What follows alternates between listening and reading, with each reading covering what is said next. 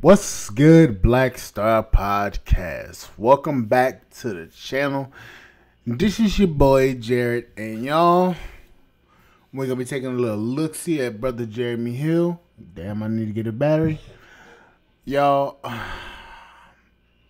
when we tell you that feminism lied to a lot of women, what Jeremy Hill is about to reveal with these videos he reacted to, this is what men are talking about.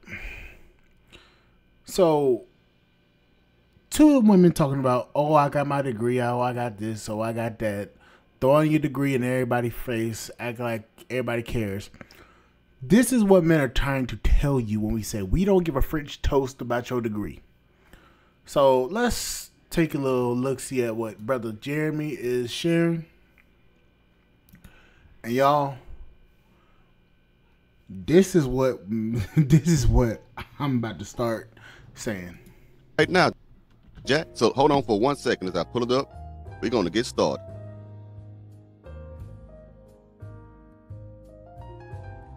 You realize that men don't care about status or money. After I got out of college.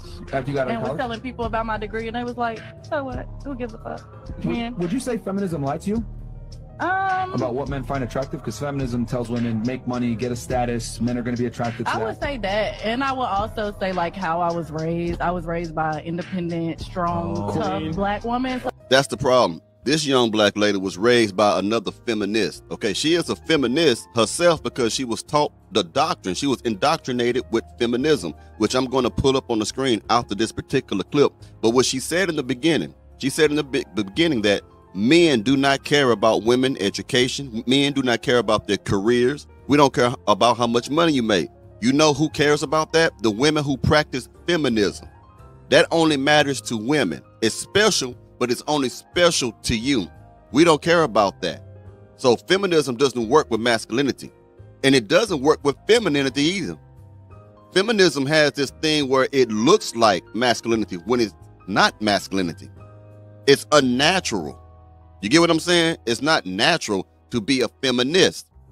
That's why women who are feminine cannot deal with feminism. You get what I'm saying? But we'll talk about that in a minute. Hold on. And so now that I'm in my 30s, I'm learning to sit in my soft girl era and my femininity. And it's tough to have those conversations with your mom. Like, you taught me to be like a strong, independent black woman, and nobody wants that. Ooh, wow. That's the reality of it. Man, I like That's it. true. Wow, yeah. Exactly. I want to rewind it back right quick because that's something that I wanted to actually hit on. With feminism. You get what I'm saying? But we'll talk about that in a minute. Hold on. And so now that I'm in my 30s, I'm learning to sit in my soft girl era and my femininity. That. See, what a lot of these ladies don't understand is when you are brought up with a mother that doesn't teach you how to be feminine already and you have to learn it, it's going to be hard for you because you're going to automatically start thinking, I got to do this by myself, or I can't trust a man, or I can't do any of that. That's what a lot of these women don't understand. When it comes to this whole soft girl era situation that they're trying to push, it will never happen because they've never been feminine. They don't understand what it's like to be feminine. They want to sit there and say, oh, I can be feminine when I want to. No, you can't. You have to be raised that way from birth. There's certain things that a mother teaches her daughter when it comes to being like that. You can't just say, one day I want to magically just turn around and be soft. That's a behavior that's a part of your personality. It's part of you. You cannot change it up. That's like changing up the software in a computer. Once it has Windows, you have to go through so many updates, but it will always be that same Windows program. You may get slight upgrades, you may get slight differences between when you first got in, but it's going to always be the same thing, no matter how much you want to sit there and say, oh, I'm different. It's always there. If something triggers you, it's gonna put you back into the identity as, oh, I have to do it for myself, or it's going to revert you back to that feminist mindset that you have already embedded in you. That's nothing you can change, no matter how much you want to sit there and say, I want to change. It's there to stay, and that's what a lot of women don't understand. It's there to stay. There's nothing you can do to change that. Femininity, and it's tough to have those conversations with your mom. Like, you taught me to be like a strong, independent black woman, and nobody wants that. Ooh, wow. That's the reality of it. I like That's it. true. Wow. What I'm gonna do is I'm gonna skip ahead right quick. Exactly. Now, any woman, a result of third wave feminism, which is built upon the foundation of second wave feminism. First wave feminism, which I will cover in a minute, had nothing to do. A lot of women have started I just want to skip ahead to this part right here. to wake up, and they are realizing that what third wave feminism fed them and promised them isn't all it's cracked up to be. I mean, I cannot tell you how many videos come across my TikTok page, my X feed, all of it, that are just like this. Man, I feel lied to by the culture. But I'm gonna take full responsibility there, man. I fell for it. I fell for the boss bitch, the like, I could do everything by myself, that hyper independent bullshit. And I'm 31 now, and I still Now, don't the have type of feminism that she's talking about, boss bitch and shit, that is the second wave of feminism. That's not talking about the being a hoe part, which works in tandem with the second wave. The third wave and the second wave works together. They work in tandem, but the second wave of feminism is the foundation of that third wave of feminism, where everyone can be hoes and do what they want to do. I'm sexually free. I can be bisexual. I can be gay. I can be straight. I can be whatever the fuck. I can fuck rocks. I can fuck donkeys. I can do whatever I want. That is a result of third wave feminism. You get what I'm saying? So this is what she's talking about. That second wave is a mentality, okay? The third wave is physical.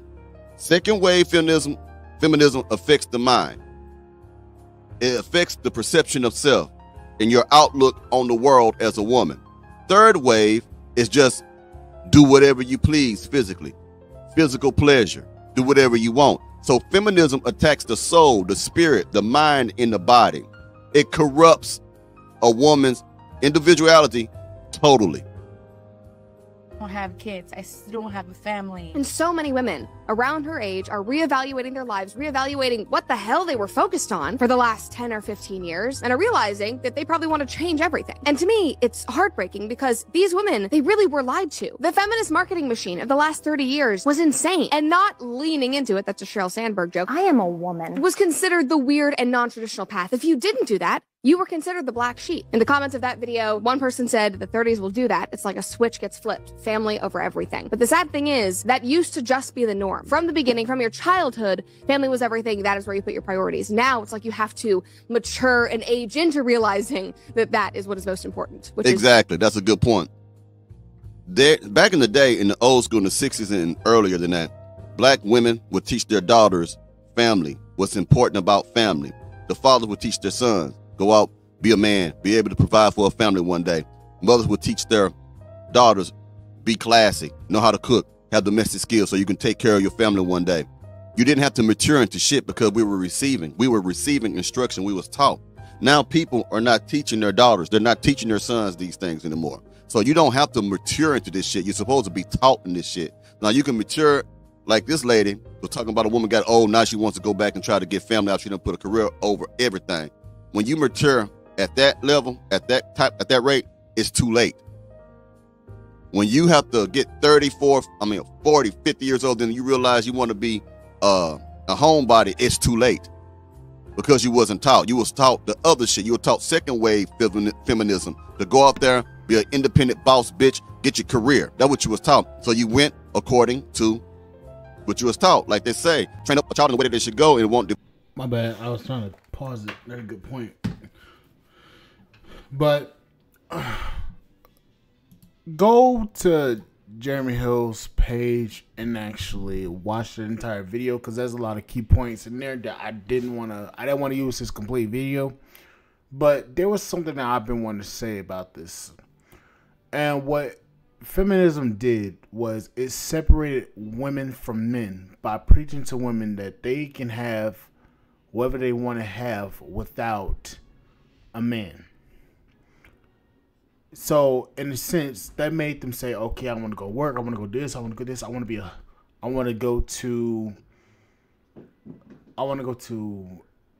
everything by myself without a man, and I can do everything by myself. What that did was that put a lot of women at a disadvantage because it caused women to think that they can't rely on men. They can't. Hold on, let me phrase that. It made women believe that they are stronger than men and that they don't need men. And what that did was that caused a lot of women to be at a very big disadvantage when it comes to basically building themselves up. They don't understand that a family structure is best for women. Men can do whatever the fuck we want. But when it comes to building with the family, building a family structure, being a homemaker, that's where women thrive the most. A lot of women don't understand that. They think that, oh, I work, I do this, do that, I work my job, I go here, go there, I can go wherever I want to go because I'm a strong, independent woman. They don't realize that they need somebody there to support them because they can't do it all by themselves. That's what feminism taught a lot of women. That they can do it by themselves, that they don't have to come, that they don't need a man, that men are useless. They don't realize that the strongest family structure is when a man and a woman is in a household. When the couple is raising the family together, not raising the family in two separate households individually. One parent has this rule, and another parent has this rule. So it's two conflicting households, and it's not teaching the children right. Or you have one set of standards and the other person has one set of standards, and y'all can't come together as one, and your lives will get fucked up. A lot of women don't realize that their biological